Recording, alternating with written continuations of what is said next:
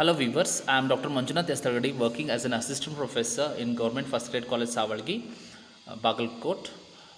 This session is prepared for BA 5th semester and the title of the paper, which is an elective paper, Development of Modern Geography, and in this it will be session 3rd, which deals with philosophy of geography. As a recap, like we should recollect what were the concepts, core concepts in geography. First was place, space, and then environment, and then what was EU? EU is Earth orbiting system, which is satellite technology, and GIS is geographic information system. And what makes geography as an exact and a specific scientific subject is because of usage of tools and techniques, scientific tools and techniques, and other aids, so which makes geography a exact and a specific precise science. Now in as an introduction to this, now in the last class we have understood the core concepts, but in this now we will discuss the main ideas which are related to the philosophy of geography. In fact, the trends are different and altogether different, and sustainability, protection, and preservation of planet Earth is a very vital thing, and that too in the age of global warming and other pandemics and deforestation, forest fires, lot of disasters, environmental disasters, etc. So therefore, sustainability, protection, and preservation of our planet Mother Earth is crucial. And which subject can be doing this? It is geography, which integrates all these three things. But however, in due course of time, geography has been weakened with this integration part of thing. Both the main branches are becoming more specialized with different approaches, and therefore more diversifications, which are again basically research, which can address the research problems of the current scenario. Geography has changed as what we know earlier, like rather it was just place, name of place, or rivers, or planets, etc. But now geography has changed, and therefore now we have been integrating with usage of computers, laboratory, that is your practical based thing, and then efficient and good libraries, which are storehouse of maps and other materials, and therefore they are indispensable. And another dispensable thing is fieldwork. So fieldwork becomes an essential part of geography. Now, now, as I've already said, geography has been evolving continuously. It has got a lot of ups and downs, as we have already seen in the first and the second sessions. So these trends have been newest, and then they are taking geography to new dimensions and new directions, and these also have been evolving every now and then. Innovative modern techniques have been developed, and they are again changing and getting upgraded with complex approaches, that is both in terms of quantitative as well as qualitative. And here, as the result of these changes or trends in geography, we find some modern approaches which are becoming phases of geography. Number one, geography of crime. Over last 2 decades, interest has been developed in geography of crime or environmental criminology. Studies dealing with concentration of crimes in space and crime areas can be linked with large number of criminal activities and residence of offenders. Like for example, if I take Belgaum city, which ward of the city is prone to crimes, and what is sort of crime, and which lane. So this can be observed by making by studying regions which are highly prone to crime and which are least prone to crime.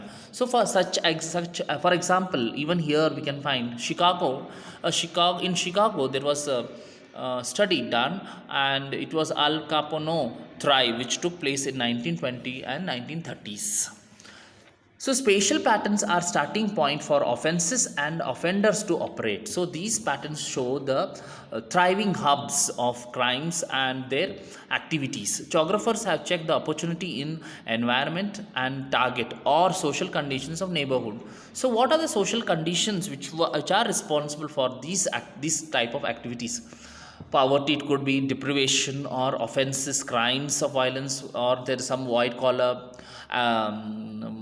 occupational divide, or corporate sector. There have been other factors responsible for crimes, and therefore crimes are again different in different geographies. Geography of crime interpretation, different approaches are being used in geography, like s- spatial analysis, like map crime and correlate it with various factors. Other concept can be Marxist, study unequal distribution of wealth and opportunities that are creating crimes. Behavioral geographer can study the decision making processes, why burglar creates a mental map and he targets and he loots. And then modernism people can think on criminal justice system that labels as deviant in the first place. Geography has a practical value in handling crime, definitely. And policemen can use now GIS, GPS, and create maps for offenses and crime scenes. Forensic psychologists can use centrographic analysis to profile the locations where these criminals are found, or where they are operating. Now, geography is also extensively used in literature and films. Of course, films we can see as a backdrop, and usage of literature and then as dialogues on other sort of thing or expressions can be used in films and other media. Changing nature of human geography can be seen here also through the filmography and the literary work. Geographical words which are more fashionably and very loosely used, which are also catchy, and they are also catchy titles for novels and films, like for example equinox, solstice. These are very frequently used words which are very fashionable. There must be others as well, but then these are some of the one which I have been seeing. This takes towards hybrid geography, so this becomes a hybrid geography who are focusing on relations between people and living world, spatial habits of thoughts they have, which have been imagined and practiced in science, governance, and everyday life. Geoecological studies on glacier forelands. Now, very recently, we had an incident in Uttarakhand, how the active glacier, which is and the mountainous now region, which are fragile ecosystems, and how the glaciers are working, and how do they melt, and later on leading to some disaster. Similarly, glacial forelands are deglaciated zones in front of retreating glaciers. So this is melting of glaciers, and then maximum extension of little ice age and exposing new land which is evolving, and that is because of melting of the ice land. So physical geographers and others have to investigate and understand the development of vegetation, soils, landforms, and other new landscapes which are formed after melting of these ice. Spatial scale of landscape is manageable, and age of the terrain can be dated with various techniques, and then they can be studied. Similarly, one more technique which is sequence, which means distance from glacier represents age and stage of development of landscape. Study on changing landscape over at least centuries can be done by these techniques, which I've already said. Biogeographers can find about vegetation from changing these landscapes, or the changing the climates, by investigating patterns between and within foreland, rates and trajectory of evergreen vegetation succession through time related to local habitats and regional environmental conditions. Pathway succession towards stable factors like the stable state factors can be affected, and they can be studied in detail. Now, what are the three perspectives of geography? Nature and extent of spatial variation on the glacial foreland, Second is chrono sequence, distance from the glacier and terrain age, along with other factors which have to be considered or studied in detail critically. Geoecological approach, which represents a holistic appreciation of interaction between physical and biological processes which are operating and they lead to the development of the landscape. Geography of land, global warming, which is a beating and of often used global warming. Now, global warming has been used frequently now, and it has got some serious effects which can be studied by geographers as well. Now, IPCC, which is Intergovernmental Panel for on Climate Change, which says that global mean temperature has rose 0.76 degrees Celsius during the last century, and if atmospheric carbon dioxide concentration doubles, then the temperature may rise approximately 3 degrees Celsius. So physical geographers can contribute in solving this environmental problem by analyzing detection, prediction, impact study and mitigation measures.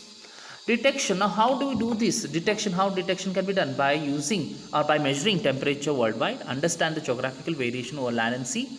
How do we detect then? Measurement of temperature worldwide, understand the geographical variations, again land and sea. Temperature variations are seasonal and region specific. That can also be studied with the data, temperature data. Polar regions. In polar regions, warming trend is greater than elsewhere, which we can see in the depletion of polar glaciers. Physical geographers can test global circulation models which stimulate the Earth's climate system, which enables prediction for future climate. Paleo reconstruction using ice core, peat bogs, then lake sediments and tree rings, etc., can be used for reconstructing the past history of the Earth. Impacts of global warming vary in different parts of the world due to rising temperature. Like Sahel region of Africa, small changes in annual seasonal temperature influences moisture availability, influences the moisture availability, vegetation growth, cropping and grazing. Regions with low temperature, less or more frequent rains are less vulnerable to drought. So these things also are possible, but then vice versa is also observed. It's just not regions with low temperature, less or more frequent rains is vulnerable to drought. Rising temperature on glacial and periglacial environment, European Alps, in which we can find diminishing glaciers, leading to debris due to thawing and long-term viability for hydroelectricity power installation. List may go on and on and on, but geographers or students of geography must be updated with the latest information which is affecting, which is mechanism, which is operating and which is changing the landforms and landscapes of the Mother Earth. Thank you.